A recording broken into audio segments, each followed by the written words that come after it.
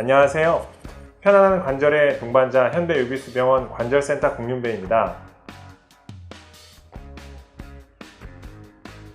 오늘은 골절이나 관절염 같은 심한 병이 아니라 우리 주변에서 흔하게 볼 수 있고 많이 들어보셨을 만한 골다공증에 대해서 같이 알아보겠습니다. 골다공증은 뼈 질량의 감소와 뼈 조직 미세 구조의 변화로 뼈의 취약성이 증가되고 골절되기 쉬운 전신 골격계 질환입니다. 세계보건기구 WTO에서는 폐경 후의 여성과 50세 이상의 남성들을 대상으로 한정하여 골밀도 검사상 T 점수가 -2.5 이하인 경우로 정의하고 있습니다. 전 세계적으로 최근 고령화가 진행되고 있으며 우리나라에서도 최근 2016년 통계청 자료상에 보면 65세 이상의 인구가 약 13.6%에 이르는 초고령 사회로 진입하고 있습니다. 이렇듯 초고령 사회에서 주의해야 될 중요한 질병 중에 하나가 바로 골다공증입니다. 뼈는 일생 동안 흡수와 재형성을 반복하면서 1년에 대략 10% 정도의 뼈가 교체되는 것으로 알려져 있는데요. 일반적으로 골 흡수되는데 3주, 골이 다시 형성되는데 3개월 정도가 소요됩니다.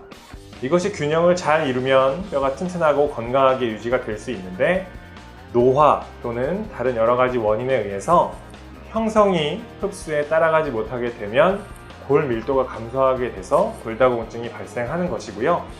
주로 65세 이상의 여성과 70세 이상의 남성에서 흔하게 생깁니다.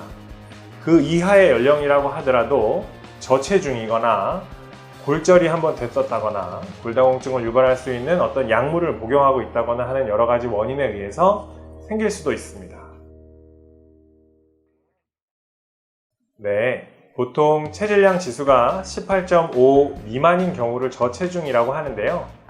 날씬하신 분들은 고혈압, 당뇨 같은 대사성 질환이 적게 생기는 반면 지금 오늘 저희가 말씀드리는 골다공증은 흔하게 발생할 수 있는 위험성이 높습니다.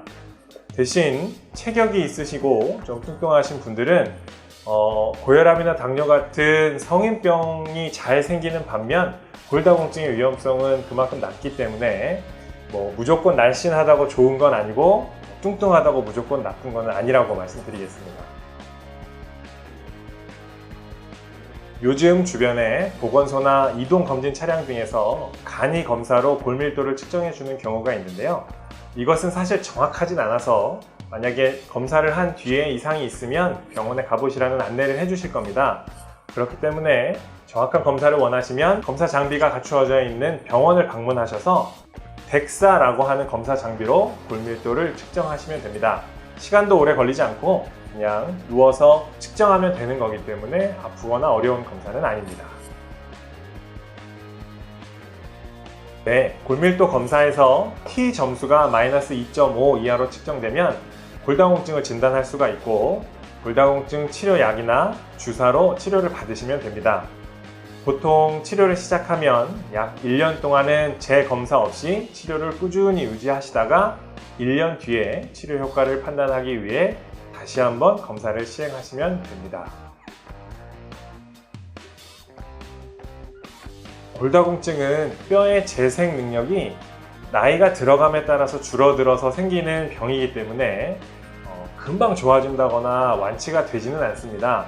하지만 자연 상태에서 아무런 치료 없이 그냥 지낼 때 진행되는 골다공증의 속도를 치료를 통해서 늦춰준다거나 현재 골밀도를 그대로 유지시켜주는 효과가 있고요. 단기간적으로는 일시적으로 골밀도가 증가하는 경우도 있기 때문에 환자분들께서는 꾸준히 검사하고 관리를 해주셔야 됩니다. 제가 개인적으로 골다공증 환자분들께 설명을 드리면서 하는 비유법이 있는데요.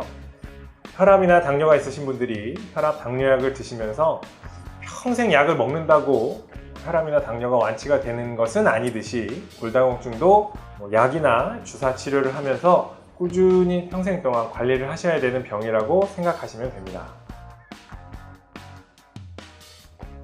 자세하게는 여성분들과 남성분들이 골다공증이 생기는 원인이 조금 다를 수 있고 치료 약제도 남자에게 쓰는 약과 여자에게 쓰는 약이 좀 나뉘어지기 때문에 병원에 내원하셔서 전문의 진료를 받으시는 것이 좋습니다.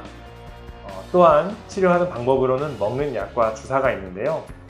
먹는 약도 매일매일 먹는 약, 일주일에 한 번 먹는 약, 한 달에 한 번 먹는 약 등으로 다양하고, 주사도 매일매일 맞는 주사부터 1년에 한 번만 맞으면 되는 주사까지 여러 가지 종류가 있습니다. 먹는 약의 경우에는 주사를 맞지 않아도 된다는 장점이 있는 반면에 약을 먹는 시간이 정해져 있기 때문에 종종 깜빡하고 잊어버리게 되면 적절한 치료 시기를 놓치는 경우도 있고요. 약을 먹을 때 속이 쓰리다거나 불편하다고 느끼시는 분들도 많이 계시고, 약제 흡수를 촉진시키기 위해서 약을 먹은 뒤 1시간 동안은 눕거나 앉을 수 없이 걸어 다녀야 하는 불편감이 조금 있습니다. 주사의 경우에는 병원 예약 날짜에 맞춰서 나오시기만 하면 치료를 받을 수 있어서 간편한데요. 주사 바늘을 찔러야 하기 때문에 가끔 싫어하시는 분들이 계십니다. 골다공증 치료제 중에 비스포스포네이트라고 하는 성분이 있는데요. 효과가 좋은 만큼 먹는 약과 주사 치료에 널리 쓰이는 약입니다.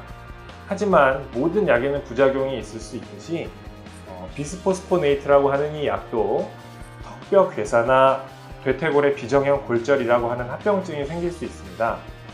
환자분들께서 알고 계셔야 할 것은, 골다공증 치료를 받고 계시다면 치과에서 임플란트나 그 외의 치료를 받으실 때 치과 의사 선생님께 본인이 골다공증 치료 약을 먹고 있다 또는 주사를 맞고 있다고 이야기를 해주시면 됩니다. 그럼 치과 의사 선생님께서 치료 스케줄을 변경해 주시거나 골다공증 치료를 받는 병원에 한번 다녀오라고 안내를 해 주실 겁니다. 일반적으로 3개월에서 6개월간 비스포스포네이트 약물을 중단한 후에 임플란트를 진행하신다면 큰 문제는 없습니다. 이미 임플란트를 하신 분이라고 하면 전혀 상관은 없고요.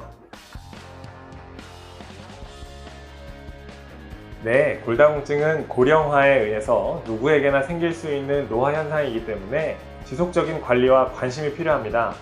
근골격계 강화를 위한 적당한 운동과 칼슘 성분의 음식물을 적절히 잘 섭취해 주시는 것이 좋습니다. 칼슘이 많이 들어간 음식으로는 멸치나 깻잎, 케일 등의 음식이 있을 수 있습니다. 그리고 한 가지 더는 햇볕을 적당히 쬐어 주시는 것이 좋습니다. 미세먼지나 자외선 지수가 높은 날을 피한다면 햇빛을 보시는 것이 우리 몸 안에 비타민 D의 생성을 촉진시키고, 이 비타민 D가 뼈를 튼튼하게 해줄 것입니다. 골다공증은 어디 한 군데가 아픈 병이 아니어서 지금까지는 크게 부각되지 않고, 의사들도 어느 과에서 전문적으로 보는 병이라기보다는 정형외과나 내과, 산부인과에서 관심 있는 의사 선생님들이 검사하고 처방하는 영역이었습니다.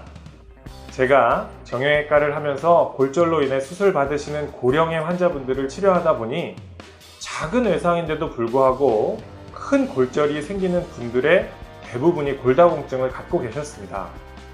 이후에 이것을 어떻게 해야 되나 지속적으로 연구하고 치료하면서 생각했던 점은, 미리미리 골다공증을 치료한다면 골절까지 가지 않고 건강한 노후를 맞이하실 수 있다는 것입니다. 그래서 지금도 늦지 않았습니다. 병원에 내원하셔서 골밀도 검사를 해보시길 권해드립니다. 여러분들의 뼈에 힘을 실어드리겠습니다. 감사합니다.